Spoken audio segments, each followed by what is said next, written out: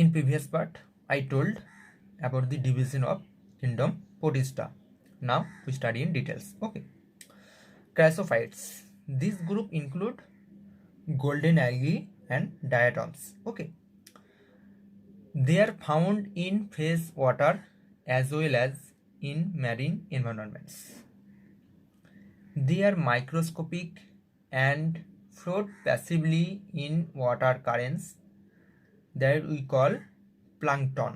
So plankton are the small microscopic organisms including animals and plants that float freely or passively in the sea or fresh water. Okay, and they mainly consist of diatoms.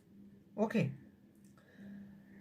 the cell walls form two thin overlapping cells like soap box. Okay, the walls are embedded with silica. Silica means silicon dioxide. Okay, that is SiO2. So the walls are indestructible. Okay, because of silica.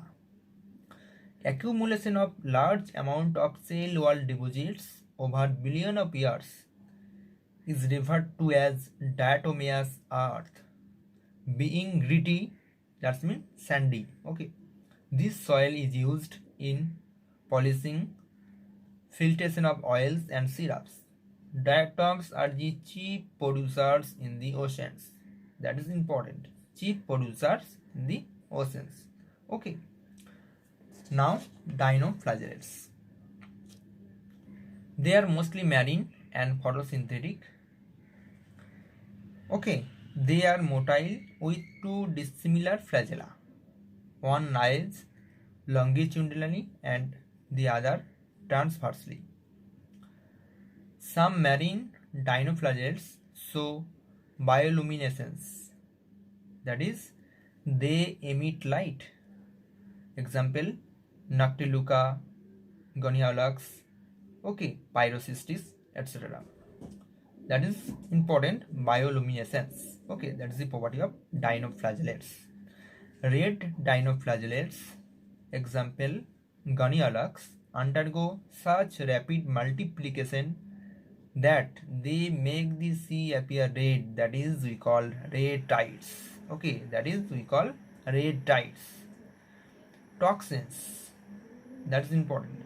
Toxins released by such large members may even kill other marine animals such as fishes. Okay, now we talk about euglenoids.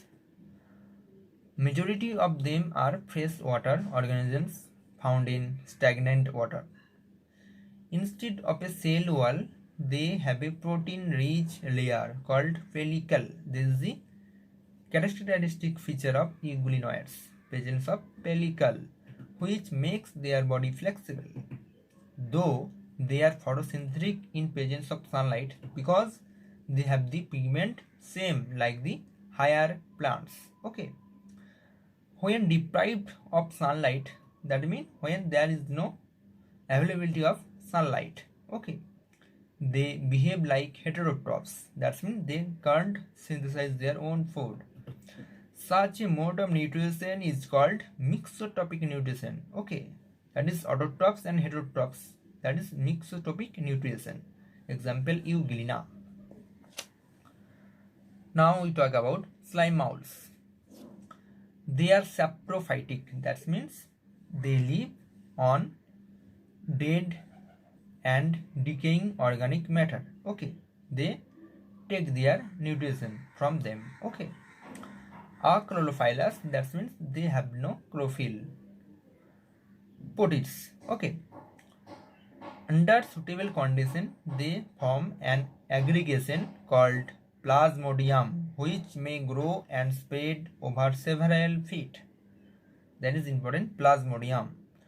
During unfavorable condition, the plasmodium differentiates and